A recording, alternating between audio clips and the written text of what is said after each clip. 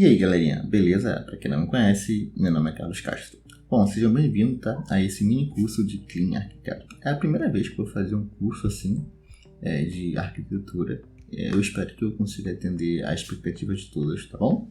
Então eu fiz aqui um slide pra gente começar essa primeira aulinha. Não vai ter código, tá? É mais ali uma história sobre o que é Clean, o porquê que a gente usa, o porquê que organização de pasta não é arquitetura e por aí vai, tá bom? Então vamos lá. O que é Clean Arquiteto, né? Clean Arquiteto, pessoal, foi uma arquitetura criada pelo nosso Uncle Bob, tá? O nome dele é Robert Cecil Martins, tá? Que tem como objetivo padronizar e organizar o código desenvolvido para a gente estar reutilizando ele em diversos aspectos, né? Vamos supor que eu queira fazer ali no C#, por exemplo, eu consigo fazer ali uma camada de domain, tá? Em módulos separados, eu consigo aproveitar essa mesma entidade ali, a gente consegue estar reaproveitando, tá? Dentro ali, se vai para um back-end ou se vai para um front-end. Eu sei que está um pouco confuso e talvez a minha fala também tenha ficado um pouco confusa, mas tudo vai se esclarecer quando a gente chegar ali um pouco mais para frente com os gráficos, aí eu consigo demonstrar um pouco melhor, tá bom? A arquitetura foi criada em 2012, tá, pessoal? Pra vocês terem noção. Hoje a gente está em 2023 e é hoje que a gente está começando, não? Eu digo que teve um boom, né? De 2020 para cá sobre o que é Clean Architecture. O back-end em si, galera, já está muito mais avançado que a gente nesse requisito, né? Lá eles têm não só o Clean, como tem o hexagonal, como tem o Onion. A gente vai falar um pouquinho sobre eles aqui também. Na verdade, no próximo slide, a gente fala um pouquinho deles, tá? Essas arquiteturas que eu falei, né? A hexagonal e a Onion, arquiteturas que protegem também o nosso domínio, né?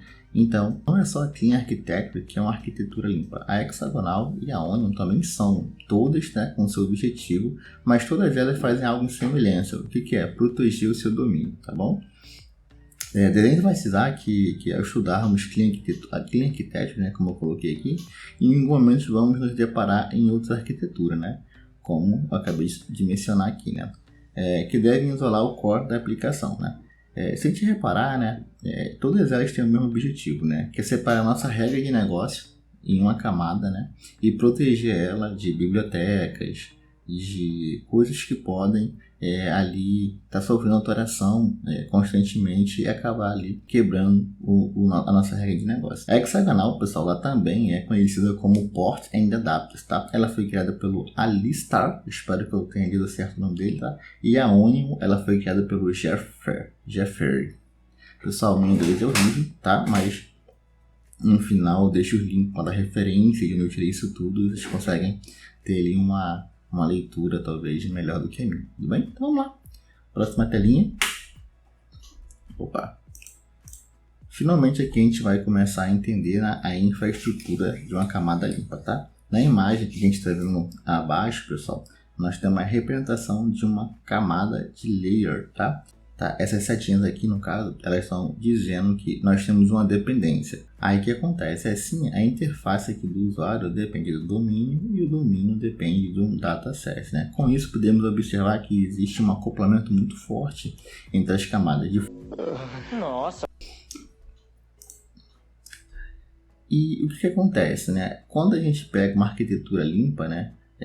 Isso já muda, né? O Uncle Bob, na verdade, né? Ele se refere fortemente a organizar o projeto visando fácil entendimento e que seja ágil a mudança conforme as necessidades do software. Então, o que ele fez aqui?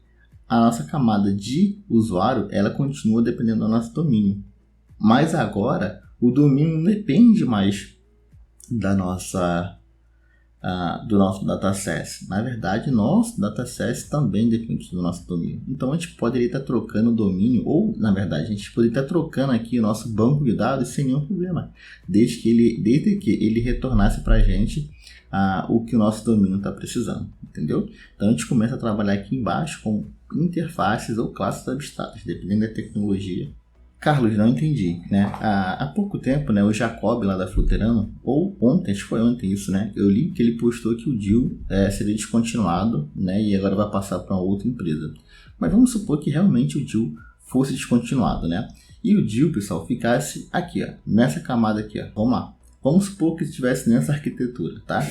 Então, eu tenho aqui a minha interface do usuário, tá? Eu tenho aqui o meu domínio, que são minhas regras de negócio, e aqui eu tenho o nosso DIU, que faz a busca lá para a internet, tá? Eu não tenho interface, eu não tenho nada. O que acontece? O DIU acabou de ficar obsoleto.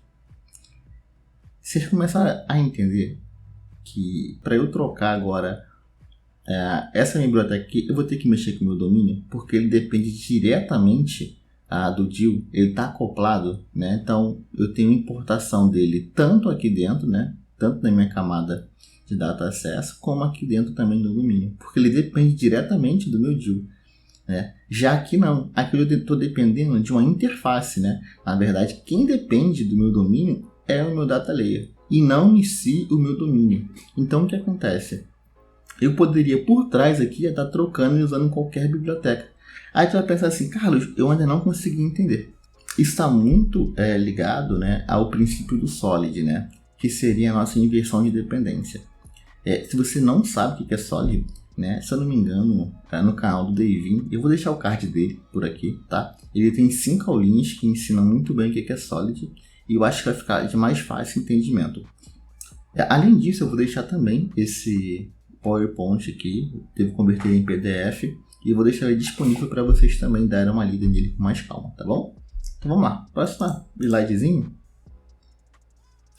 Aqui, beleza. Bom, como eu já tinha falado, né, a nossa vantagem, né, de a gente usar o Link Tether é que a gente pode de fato colocar tudo em camadas, né? No caso, no exemplo, essas 3 camadas aqui, e a gente consegue substituir, né, tanto a camada aqui do data source como a camada da interface do usuário, porque a nossa regra de negócio ela vai continuar funcionando sem dependência, né?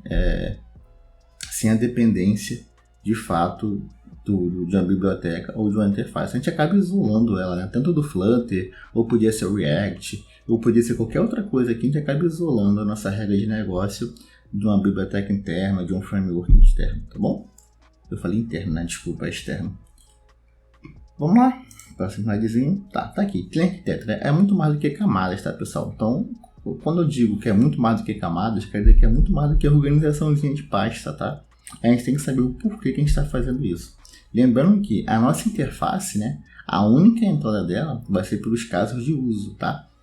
Então, aqui a gente pode ver que vamos supor que a nossa camada, né, de domínio pegar essas nossas entidades e os nossos casos de uso aqui, beleza?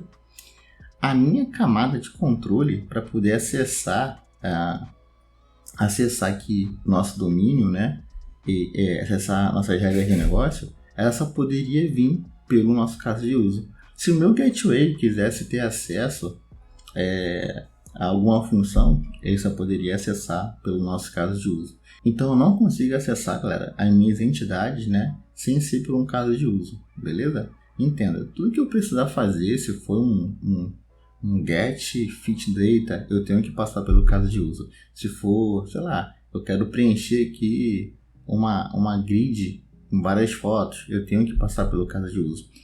Ah, agora eu entendi! Agora eu saquei! Agora todas as peças se encaixaram! Tá, o meu caso de uso, galerinha, né, eu fiz aqui uma anotaçãozinha, ele representa uma ação do usuário. E cada caso de uso que a gente vai ter, a gente não vai ter um caso de uso dentro dele várias funções. Cada caso de uso, né, vai ter somente uma função. Então vamos supor, eu tenho aqui uma função, um caso de uso, desculpa, sei lá, calcular peso médio. Então esse meu caso de uso só faz isso. Ele não tem outra coisa, ele não vai calcular a minha idade, ele só faz isso. Ele só tem essa regra de negócio lá dentro. E eu posso ter, no caso, um outro caso de uso que calcula a minha idade. Eu posso ter outro caso de uso que vai calcular o meu peso. Cada caso de uso é responsável por apenas uma ação, tá? Carlos, por que isso? Porque fica fácil de testar pra gente, né? No nosso curso, né, que a gente vai abordar em Dart, né, a gente vai construir uma aplicaçãozinha bonitinha. Vou até mostrar para vocês na próxima aula ela bonitinha. A gente vai ver que a gente consegue testar todas as camadas. A gente consegue testar a camada de domain, a gente consegue testar a camada ali de infraestrutura, a gente consegue testar a camada ali de data source. Então, olha só, a gente consegue testar todas elas, porque todas elas não dependem diretamente da implementação, e sim de uma abstração. Então a gente consegue criar muita coisa e fazer muita coisa, né? De todas as camadas, pessoal, a mais importante para mim, né, ela é a camada de domínio, tá? A camada de domínio, pessoal, geralmente ela vai acoplar aqui o nosso caso de uso e as nossas entidades. Em alguns casos, né, as pessoas separam os nossos casos de uso e jogam na camada application ou o nome da pasta, não importa. Pode ser use cases, pode ser qualquer outra coisa. Mas geralmente eles tendem a separar, tá? Tendem não, né? Em alguns casos eu já vi em algumas arquiteturas, né, em algumas organizações de pastas, a galera separando do domínio o caso de uso e botando numa camadinha chamada application. Carlos, está errado? Não, como eu disse para você, galera, o conceito é o mesmo, tá? Ele separou, botou na pastinha separada, mas continua sendo um Clean Architecture. Só que o que ele fez foi o seguinte, ele achou na cabeça dele que ficaria melhor, de mais fácil entendimento, ele não deixar o caso de uso dentro da camada domínio. No nosso caso, a gente vai deixar o caso de uso dentro da camada de domínio, mas a gente poderia estar separando, sem nenhum problema. A gente poderia ter uma camada application e lá dentro, né, teria todos os nossos casos de uso, né, teria os casos de usos, calcular média e por aí vai. Tá? A nossa camada aqui de controle, né, pessoal, geralmente é a nossa infra, tá? É onde vai ficar de fato ali os nossos controles da camada de view, é onde vai ficar ali nossos gateways. Eu costumo dizer que a camada de infra, tá? É onde vai implementar nosso repositório ali, é onde vai fazer a conversão de map ou de adapter, é onde vai tratar e implementar ali o nosso repositório, tá? E a nossa camada aqui de fato, que seria a última camadinha aqui, né? Aqui de fato é onde vai ficar o nosso framework, onde vai ficar nossas bibliotecas e por aí vai, tá bom? Nosso banco de dados. Isso vai depender muito do projeto, tá, pessoal? Carlos, Clean Architecture, eu posso usar em todos os projetos? Poder você pode, né? Mas não é indicado, porque nesse projetinho que a gente vai fazer, por exemplo, eu inflei muito ele. Eu poderia ter resolvido ele ali com 2, 3 arquivos, tá bom. Eu inflei muito ele para quê? Para a gente poder abordar muita coisa, que tem no Clean, mas não precisaria. Eu demorei, por exemplo, vamos supor, 2, 3, 4 dias desenvolvendo ali uma chamada para API, né, com tratamento de erro e não sei o que mais, try catch, e talvez não precisasse, talvez 3 chamadinhas ali, talvez um try catch só, já resolveria nosso problema e o trabalho estava entregue, tá bom? Então, assim, Clean Architecture para mim, pessoal, ele só se implementa em projetos que você acha que vai escalonar, em talvez ali um projeto mediano. Mas, Carlos, se eu implementar uma MVC, não vai ficar bagunçado meu código? Não, cara, não vai ficar bagunçado seu código. MVC também é uma arquitetura. É só você saber separar certinho e tal. Eu, inclusive, começo todos os meus projetos com MVC. Depois que eu vou evoluindo, eu começo ali a fazer bonitinho e tal. Para não dizer que eu não começo todos em MVC, né? Eu sempre tenho minha camada. A única parte que eu modelo ali de fato é minha camada de domínio, né? E depois, assim, eu uso MVC ali por fora da camada de domínio. E depois, se eu achar que tem necessidade, eu vou criando outras camadas, né? Eu posso ter 10 milhões de camadas. E isso vai depender, né, da necessidade do seu projeto. O Devin falava uma coisa muito importante no vídeo deles, né? Que a Clean Architecture não é a bala de prata. E realmente não é a bala de prata, né? Já fiz muitos projetinhos pequenos e trabalho também com projetos grandes, né? Então, assim, uma coisa que eu poderia dizer como dica que eu aprendi no Balta, né? Já fiz muito curso pra vocês verem, né? Eu aprendi no Balta que você tem que ser um escoteiro, né? Você entrou lá, cara, você viu que tem algo bagunçado na sua task, na sua tarefa, cara, tenta arrumar e entrega da melhor forma possível. Mas também não é pra você entrar lá e virar... Cara, tá tudo errado, vou ter que refazer tudo. Não, você vai seguir a conversão que estão usando no projeto, tá?